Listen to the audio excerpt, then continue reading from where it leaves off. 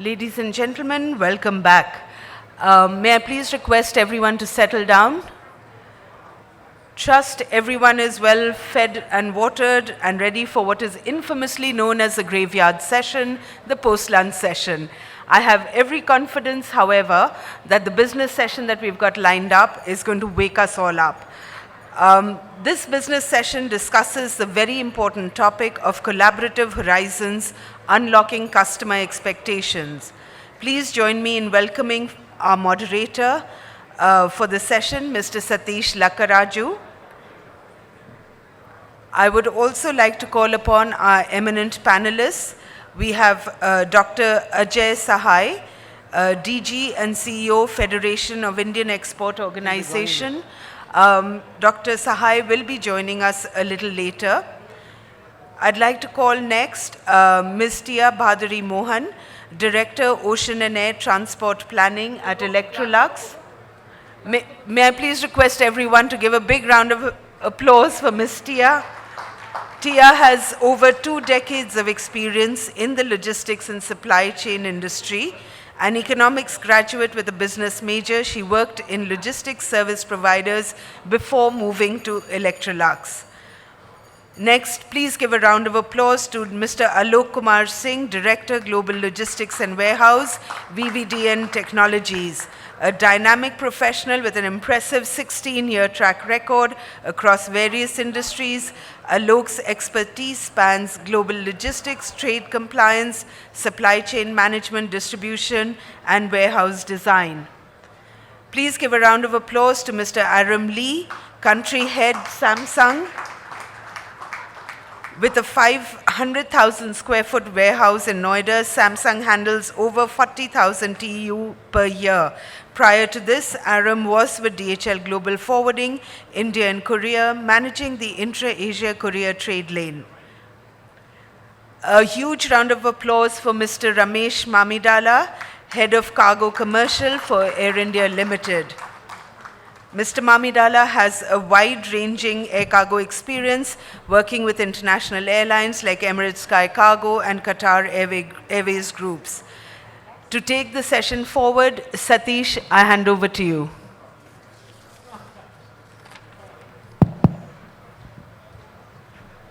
Thank you, Reshma.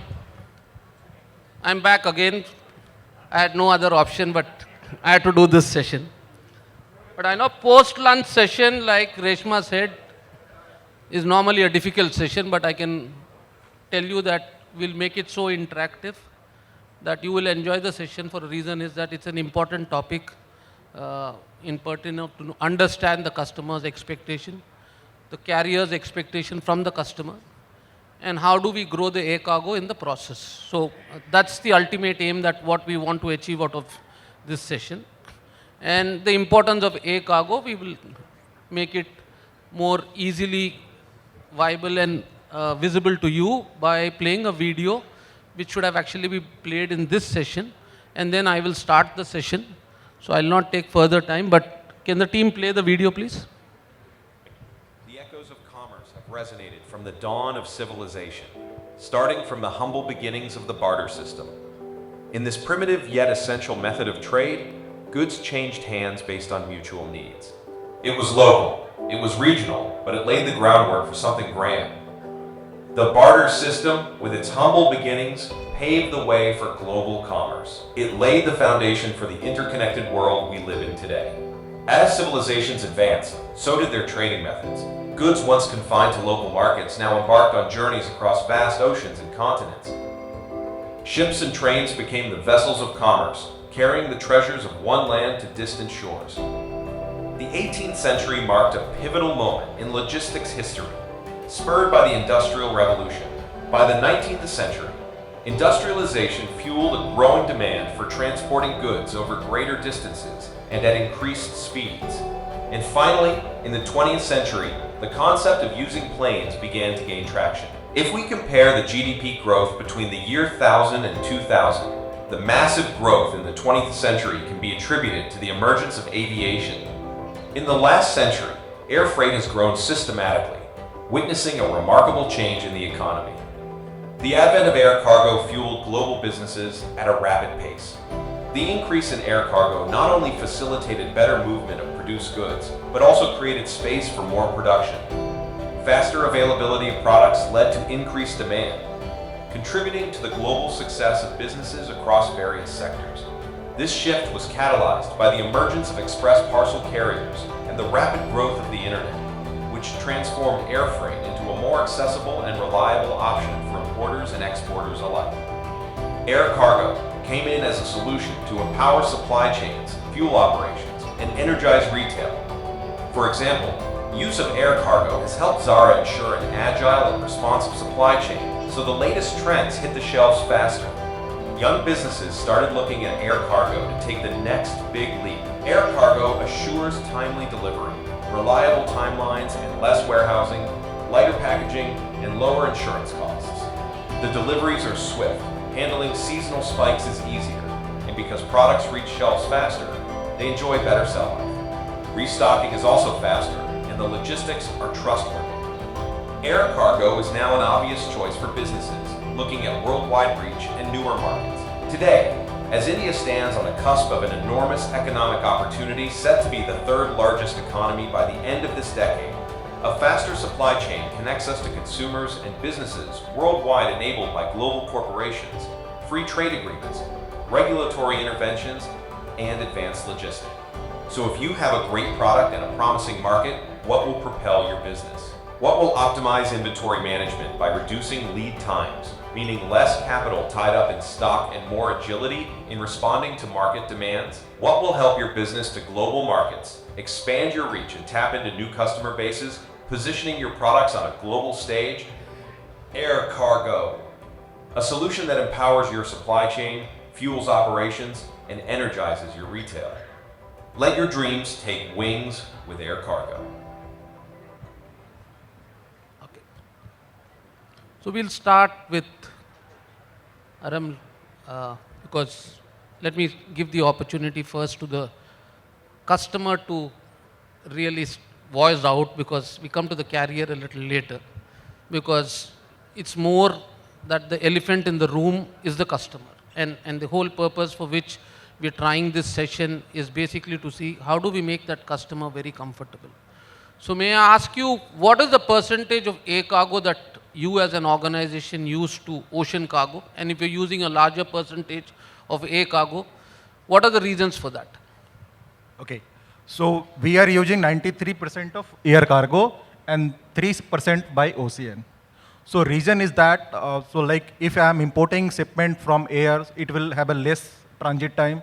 It will have a less, it will have a less inventory carrying cost. It have a less risk, as well as I do not have to invest my capital for a longer tenure. Like if I'm doing it by ocean, then I have to invest my capital at least for 60 days. But in air, I can turn around my days in 7 days, and I can build my product and I bill it to my customer, and I can get that money after 30 days, and then I can pay to the supplier. So if you see, the cargo cost is near about 3 to 4%, whereas interest which we are losing on that is 8 to 9%. So better to save 6 to 5% and reduce your transit time as well as risk, and make your customer happy, and don't carry your inventory, and don't offer for a bad debt for your inventory. So Alak, you will become suddenly an hero in this room, because if you are advocating 93% of air cargo and sort, and you put it out very clearly, and that is the reason you are on the dais today, because you have been a strong advocate of air cargo. So let me go to Mr. Aram Lee to ask the same question. What percentage of your cargo today is air, and what percentage of cargo is ocean? And what are the reasons, and how do you balance that out? Yeah. Actually, there is a two plant in India of the Samsung. The one is in the Noida, which is manufacturing mainly mobile, and the one is in the Chennai, which is manufacturing mainly white goods. So if I just tell you about the Noida plant, which is related to the mobile, we are handling around 98% of the total product by air. The reason why, there is two reasons. First things, we need to import the raw material from all over the world. by air. And another things, we need to export the complete goods to Europe and US and then South East Asia, even including the Africa, the on time. We have a certain KPI internally. We call like a GI and GR. So to meet our KPI, like within the 3 days, we have to be delivering our product to the destination. I mean, like to the customer on time. So we have no option to utilize the ocean. So we have to use the air freight as much as we can. That's the reason why we mainly use air. Thank you. 98% is a good number. You've done better than Alok. So let me get to Tia now, the lady in the panel. Tia, what's your call? How much should be the split for you all in terms of air and ocean? This is going to make me very unpopular, but we are in the manufacturing business, and unlike retail or e-commerce, we move big machines which are full of air, right? So for us, I would say you need to flip the ratios that you had from the previous panelists. That's where we are with ocean. Ocean is the main mode of transport for us. Air is smaller but very critical. But I wouldn't say we're on the same levels as them on the ratios. No, I think the reason that we're trying to get out is that how do we convince ocean customers to look at air, and is there a solution? So let me go to Ramesh. Ramesh, how can we make the air product a product which is reliable, consistent? Because one of the challenges that generally shippers have is the volatility on price. We're not talking about price here, but we're trying to bring out that how can we make it as a sustainable product? Because throughout the year, if you know what it would cost you without a violation of or variation to a large extent, then probably the customer would want to look at it as a consistent product. And for that, what would you want from the customers? So 2 questions basically. Thank you, Satish, and good afternoon, all of you. It's wonderful to be here. A lot of pleasure to be here, participating in the panel and talking to you. And as you're all expecting to listen from the shippers directly, I'm also here to understand from them what they expect from us. And in my last so many years of interaction with the shippers, I think what can actually make it I think Vaibhav in the first panel talked about value, which is what I believe in as well. I think if there is value, you don't need to convince them. The customer actually comes to you himself or herself. A few other things that are important for the customers, which we have kind of learned, and then we make every effort possible to deliver that, is security is becoming consistently important. I think Lee talked about security, especially high-value manufacturing companies, exporters look for security, which is very important. So it is very important. We as an organization focus a lot on that as well. So you need to ensure your value chain, your supply chain, which should be fully integrated into the manufacturer, shipper, agent, is fully secure. That's a major value add from the shipper consignee point of view. The other obviously thing is reliability, but few other things that I want to share with you which make the air cargo value chain very, very attractive is the ability of an airline, a freight forwarding company to give that foreseeability, right, and visibility of your cost and service level. You said things come and go. There are seasonal variations, ups and downs. I think they want, everybody would like to have a long-term contract. So they would like to ensure that you don't have an opportunity to make lot of money, in one season, and they lose money in another season. So they want long-term viability, long-term visibility and foreseeability of the cost and service level. That is very important. And we're trying to build those abilities in the system. So the support that I need from the shipper, for me to be able to give that visibility is their demand forecast, right? So I need also visibility. We are actually very closely working with Samsung for that matter. So we get that visibility from somebody like Samsung, but all the other customers that work very closely with us, if they're able to give that visibility as to how their demand curve will be in a certain period of time, that will also help us to plan our own capacity better, our demand better, our rates better, and give that visibility. The other thing is, which is not related to the commercial aspects of the business, is about the transparency, right? So about the service level, service failures, disruptions in operations. I think it is very important that as a service provider, we give the transparency to the shipper. They want that. And many times it so happens that when a disruption takes place, you're busy managing it. And you forget to give that visibility. You forget to give an alternative. I think somebody said that disruptions happen. Maybe get my shipment via Dubai to the US. So when you don't have the alternative in place, obviously you lose an opportunity to give the transparency and alternative solution to the customer. The other one, which is very important from my point of view, is integrating your own value chain, your own process with the customer, both in terms of data and in terms of the process capability. So in a way, we exist because there is somebody trying to export his goods somewhere. Otherwise, we don't exist at all. So I'm an extended arm in terms of supply chain to you, right? So in fact, I need to have the view. I need to ensure that I extend and fully integrate my process, my data with you, right? If I do that, I'm actually locking them in. It's in my interest to ensure that. I think these are the competencies that give tremendous amount of value and make the air cargo value chain attractive for you to start looking at. So I think you've given a lot of food for thought, even though we've had lunch, but I'll go back to Aram Lee on an important aspect. Air cargo means speed and reliability, undoubtedly. How much do you think the aspect of the on-ground operations really matter to you all as a pain point? The reason why I'm saying is that if the cargo is flying from Hong Kong to Delhi in say 8-10 hours based on the transit time it takes, what is your expectations of getting the cargo out from the airport into your manufacturing? Because if it's only coming in a few hours in the night and then you're stuck for 3 days, then the whole value is lost. So where do you think that is a pain area which we in this country can really address? Because you have a Korea background, you know that the dwell time in terms of D-5 is for exports, for example, whereas the Leeds report of the government would say that it's improved a lot. But do you think that has happened in the last couple of years? Yeah, Mr. Satish, actually, I would like to explain about your question by using some example related to the export, not import. The reason why we are suffering from the loss of the issue, which is related to the export, like the ground handling. So for example, trucking and then like a custom system down. The reason why we are suffering from those kinds of operation issue, and then actually we as a shipper, but we as a Samsung SDS also rolling as a logistic service provider. So sometimes I'm very difficult to find out the middle ground in between shipper, like as ourselves, and airline.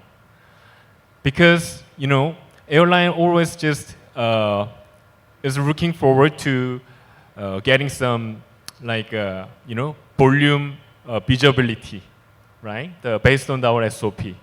So even if we have a certain SOP, sometimes we cannot meet their expectation. For example, next week, we are guaranteeing to the Air India 50 metric tons for 3 flights for Europe. But sometimes we couldn't meet, even if it is not our fault, because our customer who is manufacturing the product, they also face the many issue, which is related a quality issue, and then suddenly the system down in the customs, and sometimes it's a heavy raining. Due to the heavy raining, we cannot reach out to the airport on time. So those kinds of multiple reasons can cause us by the loss of the operational issue. So that is one of our major pain points. No, so that we understand that the customers' manufacturing issues and rest of them are quite common in today's world. And like Ramesh said, if you can get that transparency and visibility in terms of having a technology which tells you what stage the goods are, it becomes easy for forecasting as well. So let me go to Alok now, because Alok, you have a larger import that comes in. What is the visibility that you have both from your forwarder, airline, customs, and your trucking? You're currently dealing with probably multiple agencies. How would you like that to be? Because why do you want to be calling 10 people? Today when you order something on an Amazon or a Blinkit, it's one single button. Who brings it really does not matter. But the customer gets the visibility, which currently is not the case in most of the cases. There may be 1 or 2 exceptions. So what would be your wish really in terms of how that can be simplified for imports? So government has started this AEO program, and they are clearing the shipment 24/7. Whereas airlines is not issuing the DO on Sunday and non-working days. So if any which ways, if my forwarder is importing my shipment and that is getting landed in India, but due to the non-online of DO, I cannot get out that shipment. So first of all, we have to sync our system, and we have to have a single platform where everybody can API their system, and we can have a visibility about when the shipment was picked up, when that was last manifested, when the same was landed in India, and when the same was unloaded from the aircraft. Okay, and when it is getting out from custom. Even the last mile in India is not organized. So like airlines is carrying your cargo very softly, they are handling with all the possible safety manners. Whereas that shipment is getting clear from custom and handing over to your local transporter, he doesn't carry about your shipment. He just, for him, that is just a box, that is just a piece which he has to transport from airport to your factory.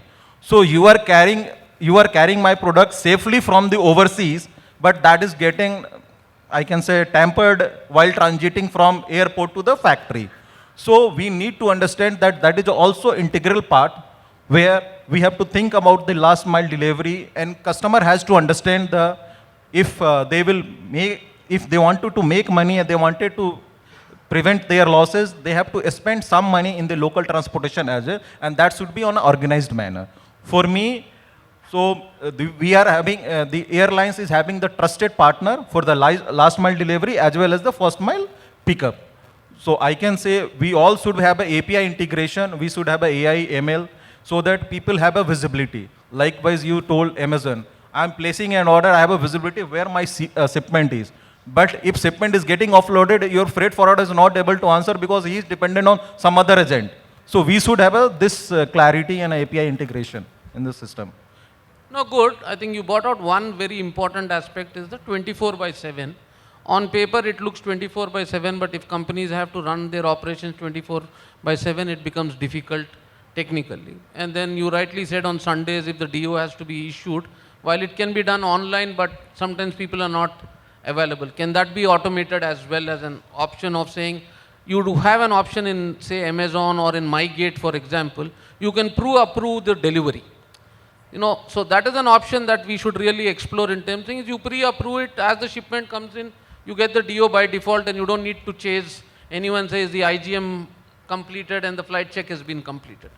So let me go to Tia now. Tia, there are some good learnings in ocean freight and why you are on the panel today is that the pharma industry has migrated a lot from air, which was 90% to a 20% now, okay? While they said speed and rest of that. And one of the reasons that they migrated into it is that in ocean you fill it, shut it and forget it. You bring the cargo container to your factory, you put the stuff in, you seal it off, you set the temperature and it goes, and in the destination you have the full visibility. And in ocean even the containers have online tracking now. What are some good practice of ocean that air can look at in the long term? Because today you don't have the same thing in air cargo. You don't bring your containers into your factory, stuff it, and then you just don't hand it over. Because ocean has done that. So is there anything that you can think that we should be looking at as a community to really look at it? I would actually take, good practices and benchmarks from both industries, ocean and air. So it's not that, I would say even air freight is a very reliable and predictable way of moving your freight. The important thing to just remember is that whether it's ocean or air, there is this huge requirement around end-to-end visibility, right? And how it kind of dovetails with the topic of our discussion today is the collaboration. There are so many stakeholders who are actually accessing your freight or touching your freight as it moves along. Any kind of automation, you could have the APIs between different stakeholders, you could have the milestones being tracked automatically, you could have integration of systems, but the weakest link will always let you down. So the important thing is whether it's ocean freight or air freight and you're striving for end-to-end visibility, there has to be a very good data integrity as it moves from stakeholder to stakeholder and a means of communicating that to the shipper. So one great wish list is this whole end-to-end visibility, whether it's ocean, air. The second thing is that when we get on the learning curve, we should ideally reach a place where you have a handheld device which is telling you where your components are or whatever's coming in. And an even better level of wish list would be that it becomes so reliable and predictable that you only then work by deviations and exceptions. Somebody in the previous business panel said very correctly that our job is to do other things. Our job is to manufacture great appliances with, that's our job, to get you the best experience on consumer appliances. But our job is not to actually track what's happening to the material coming in. So that's the end game. That first, give us the visibility by having collaboration between the stakeholders, and we are also a stakeholder. We'll partner you with that, with you in that, and then go to a management by exception. That we are so convinced that we are dealing with the right partners that unless I'm getting an alert saying that there's some delay, I don't have to worry. That's where we look at. You put it out very, very well. There is a saying in the freight forwarding industry that every day is a learning, because we are handling more of exceptions and not practices, because every day in the morning we are sure the driver would call up and say, sir, gaadi leke aa gaya, kahan aana hai? Because if your documentation and process is so good and he knows which gate to arrive at, then these exceptions would not really be coming in. So let me get to Ramesh now from a carrier standpoint. See, one of the biggest thing that we've seen over other countries, whether it's in Europe or in the US, is building of your own pallets, where we've done it even in the past for a few customers in India. But when do you think that could result? Because if the customer has the option of building his own pallet in his factory and probably send it across to an airport or an airline with multiple shipments on it, and then it gets into a hub. In case of yours, it still comes sort of into your Delhi operations or whichever location. But is there a long-term plan or a carrier's thinking clearly that can happen in the country finally at any point of time? Okay, so I see a lot of smiles in the first row there. The AFS man of the country, Vipinji, is smiling a lot at the back. So obviously, I think that is the way. To me, I don't know when that can happen. From the airline's point of view, we are not stopping. I personally believe, it is not Air India's comments, it is my personal comment, that I personally see that is how the industry should evolve and will evolve. There is no doubt at all. Because I've also seen in my life that this is some disruption that is expected to happen sometime. And usually in a value chain, the innovators are always looking at the weak links in the value chain. So they capture the weak link and they try to innovate. And the moment customers accept it, disruptions don't happen because of innovators. Disruptions happen because customers actually accept it. When such an acceptance happens, you see 40-50% of the market share moving to the disruptor. No, I don't think the industry actually should wait until then. We know what happened in the ocean industry. And so from that, you can actually easily predict and project as to what is expected to happen in the airline, in the air cargo industry as well. So I'm personally of the opinion that that is how the industry should be, and that is what will actually create more opportunities, that is what will reduce cost, and that is what will actually optimize the space utilization on the flights from the airline point of view as well. So I think currently, the challenge that we have is, because I worked as a terminal operator, I also worked as an airport operator, so I have an opportunity to take a balanced collective view. So I think most of the privatization happened something like 12, 13 years ago. And a lot of cargo terminal operators and airport operators invested in infrastructure development. Some of them actually invested huge amount of money in building that infrastructure about 10 years ago, right? So I think, and we needed them, we needed somebody to come and invest. And most of the growth that we have seen in the past decade is because of the investments that the airports have done, the investments that the terminal operators have done. So there is an interest that we as a trade to take care of that as well. I think maybe we're reaching a point where those investments possibly have paid off. Some of these concessions are coming to a closure maybe a couple of years from today. And the growth is also happening very, very aggressively. In fact, Sanjeev said in the beginning of the session that when you want to achieve 10 million tons, and you look at the handling capacity across the country, we only have some 5 to 6-7 million tons. There is a huge handling capacity on the ground. So that can only be fulfilled by the terminals outside. And fortunately for me, in Donata, I built actually 2 such terminals. We call them as satellite cargo terminals. And they add value. They add tremendous amount of value, not just booking, not just building pallets, but they actually make the entire value chain, the supply chain very, very easy. So looking at these advantages, I think it is expected to happen maybe a couple of years down the line. As an airline, I like it, and I would like to support if something like that happens. And we don't stop that, right? And it reduces my cycle time, it reduces my cost. It makes my life very easy as well. It makes Lee's life very easy as well. No, good. I thought it was important to bring out this point if you really want to get into the 10 million. And the reason that in the last third, I think the conclave in Lee Meridian, when I was on one of the sessions, I said... Can I make just one quick point? I think we would like to see this happening more in tier 2, tier 3 cities where we don't have the airport infrastructure, where we have a lot of active manufacturing take place. I think we need this kind of a disruption happening in those areas, right? Not in major airports. Absolutely. I think you have today Madhya Pradesh as a classic case where I didn't want to tell the chief minister, but I remember going to Bhopal airport and I told I have a flight at 6 o'clock. He said, but we won't on the air conditioner until it is 4 o'clock. And I finished, it was a hot summer. So we have airports which traditionally did not have the capability even to handle cargo nor thing, which has improved now. But I think there is much more that we should be doing as an industry for getting to the 10 million. And so this is one of the topics. But let me get back to Aram Lee on one important thing is, in Korea, what is the process against what we do in India? Is there anything different that you all do there in terms of getting your cargo out or into the thing? And what is the time frame that you look at? Because in Hong Kong and even in Bangkok for that matter, I've delivered cargo 3 hours before the flight and it flew without getting offloaded. But what would be in Korea? How before do you all give cargo really, and how fast do you bring out the cargo for us to understand? Yeah, first of all, I don't mean to underestimate the process which is handled by the India. But if I just would say the comparing with the Korea operational process, I can say very simply, the cutoff time is like just 3 hours before flight out. So that's the things which I can explain very simply. Yes, so within 3 hours, we can do everything. So I cannot explain the whole things about all the multiple process in here, but most of the airlines just prepare to absorb the cargo within the 3 hours. So yeah.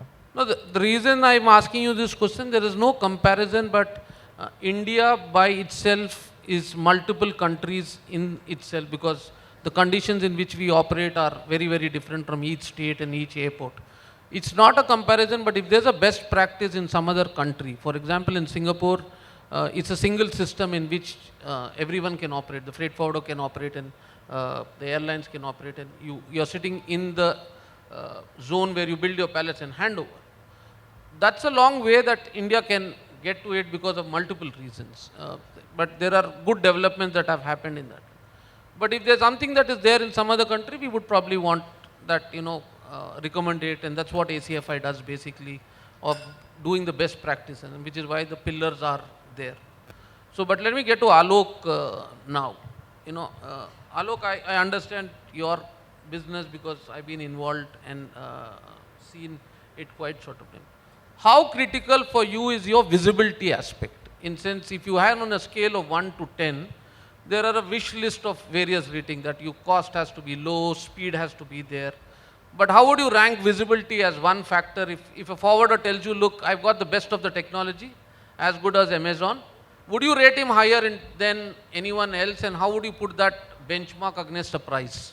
Because Tia mentioned also is that visibility is important, Ramesh mentioned.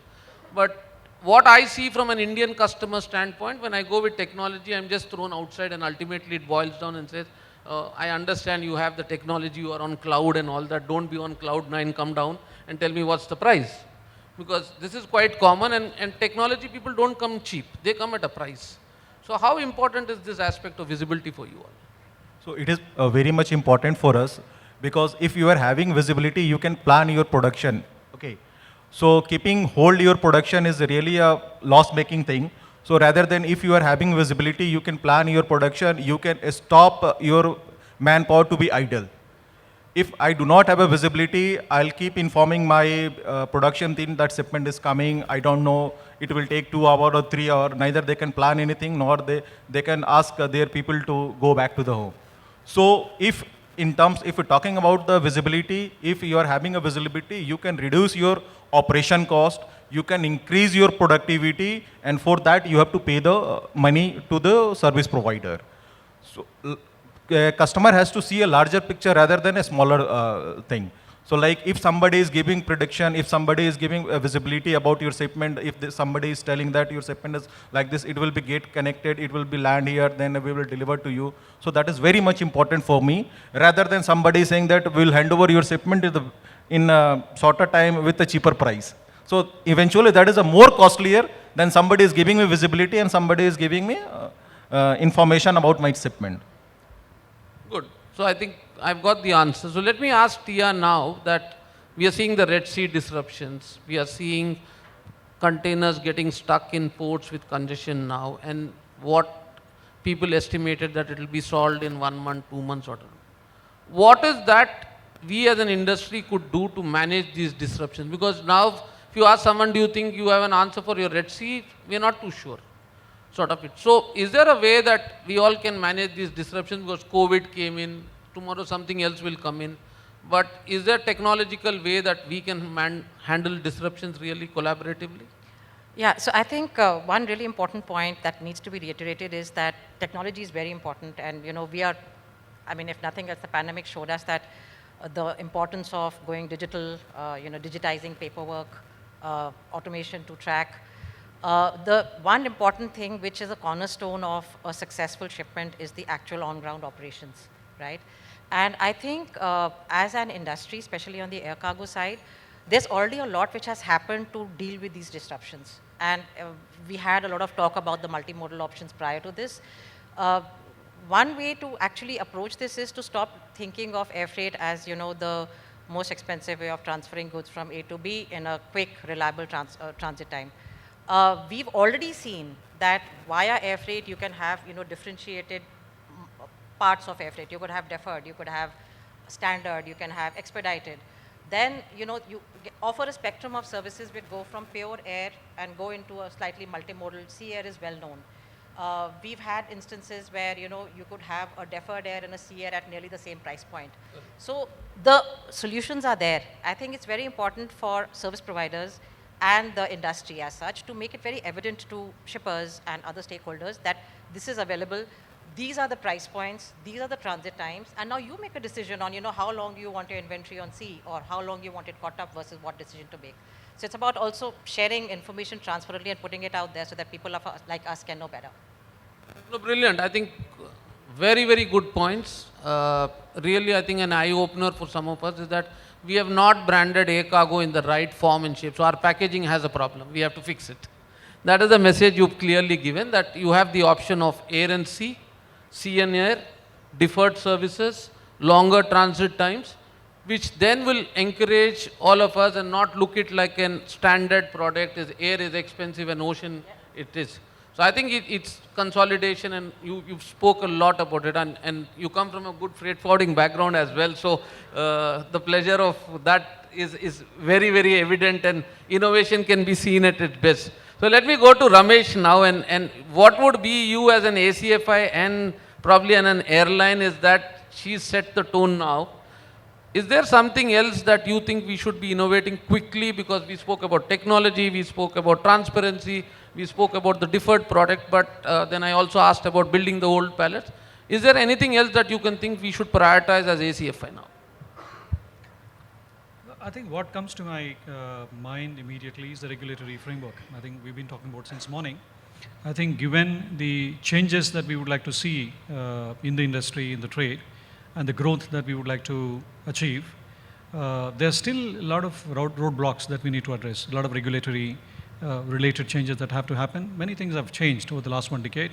Many more have to change. I think we have spoken about transshipment as well in the morning session.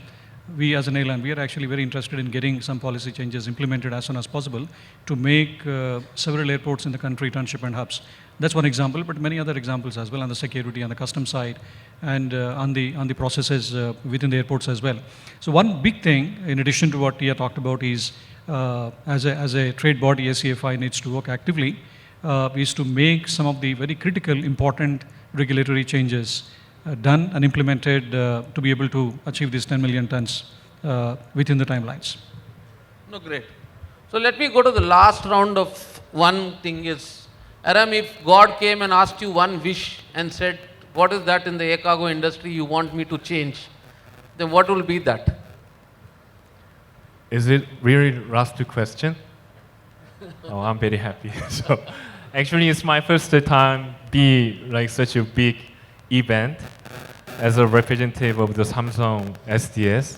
So, I would like to say, I hope everybody just remember what was happened in the Q1, especially between the February and March.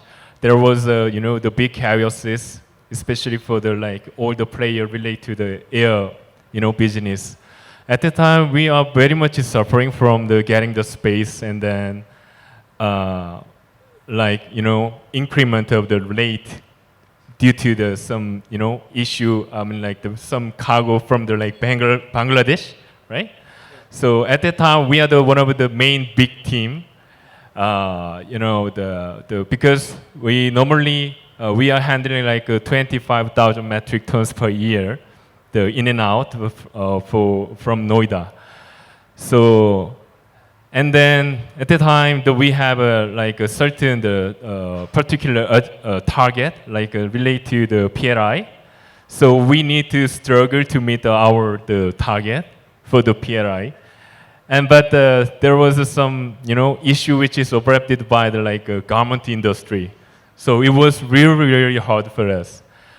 But I thought if Samsung as a customer and expert could get right information and then licensing on time, we could have resolved or to minimize the impact. Okay. Then it means if we had a good rapport with airline, then of course, obviously we could get a right information and then we could avoid such kinds of the big issues. So what I want to, what I hoped is we really, really want the airline and then all the stakeholders to share the right information and then the market trend with the shipper side on time and then well in advance. That would be very good for us. Okay. So let me get to Alok. Alok, one thing that I've been waiting for 32 years is that when will the shippers give forecast to us? So it's depend upon your shipper. Okay, everybody is having their AOP plan. Every organization is having AOP plan, and almost all the leaders are aware about their business information. So if your customer will give information to their logistic partner, they will reduce their cost, they will maximize the spaces, and they can more benefited if they will share the same.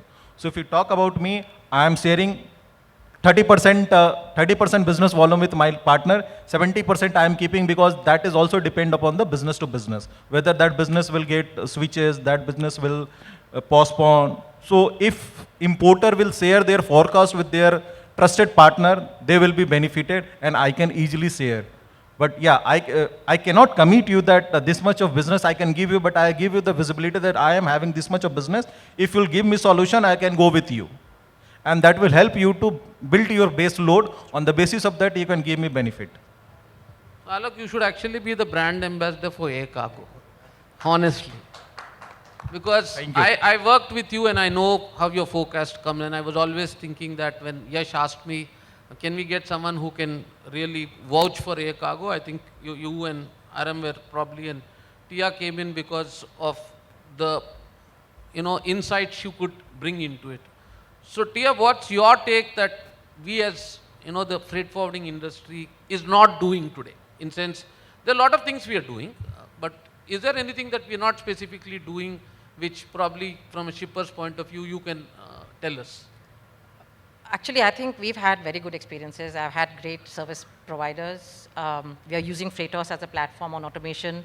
So we overall have had a good experience. I think the one thing that as an industry we need to focus a bit more on is sustainability, because it's definitely the highest emissions we have on air freight, right? And For companies like mine, and I'm sure many companies out there, there is a huge pressure to limit emissions in, scope 1, scope 2, scope 3. So we are committed to it. So I think that's also incumbent on shippers. We need to kind of step forward and say, yes, as a collective, are we willing to do more on SAF?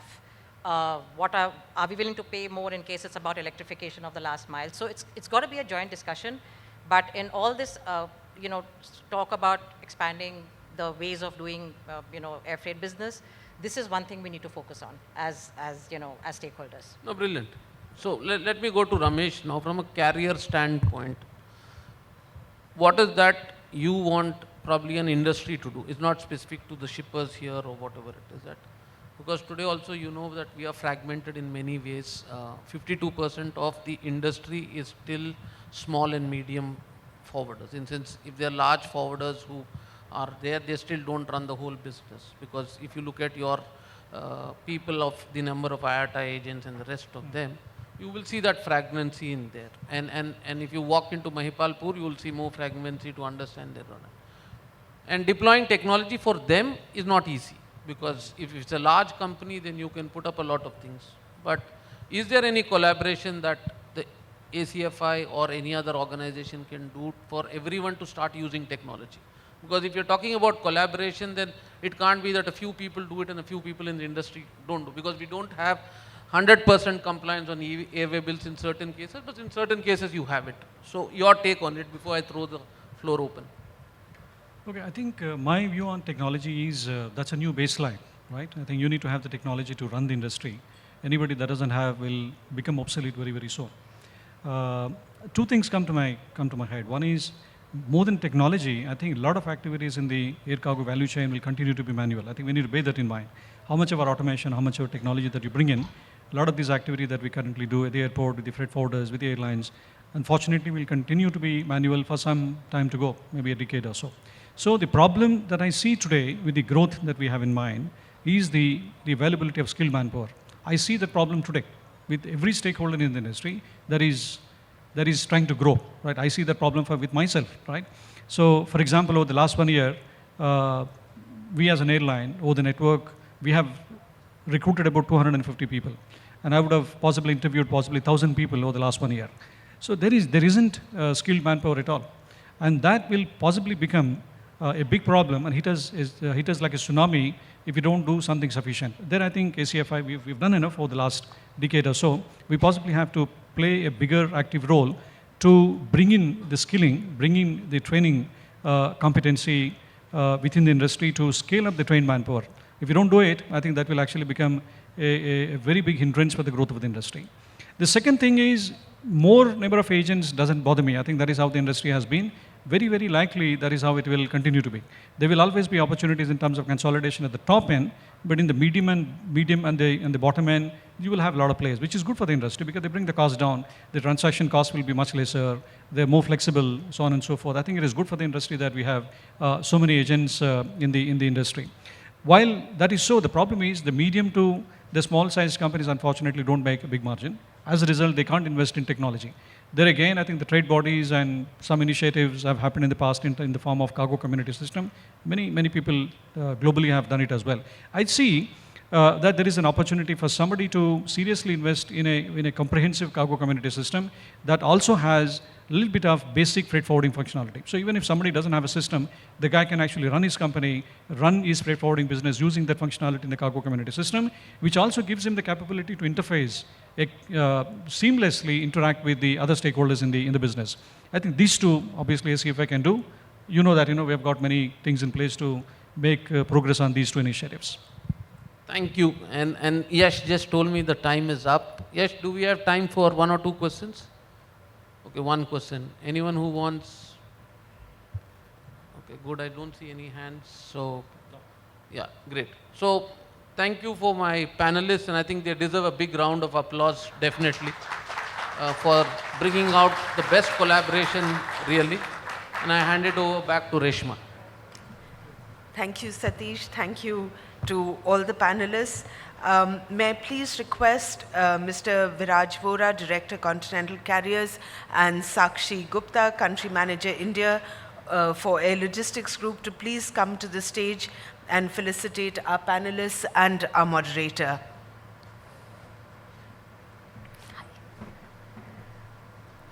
May I please request, may I please request Tia, our one lady on the panel. Thank you, Tia.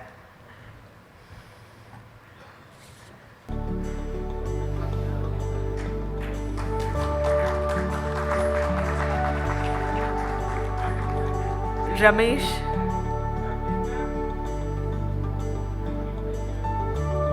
Mr. Ramesh Mamidala. Thank you, Ramesh.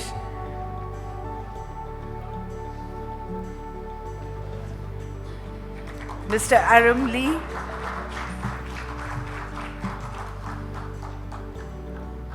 Mr. Aram Lee, thank you for your insights.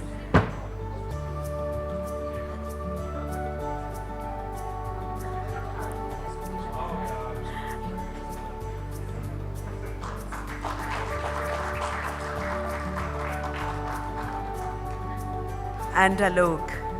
Thank you, Alok.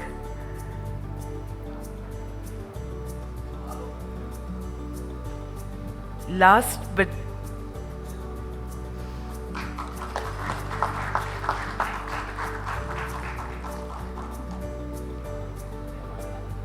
but definitely not the least, Satish, our wonderful moderator, made sure we had enough to keep us awake.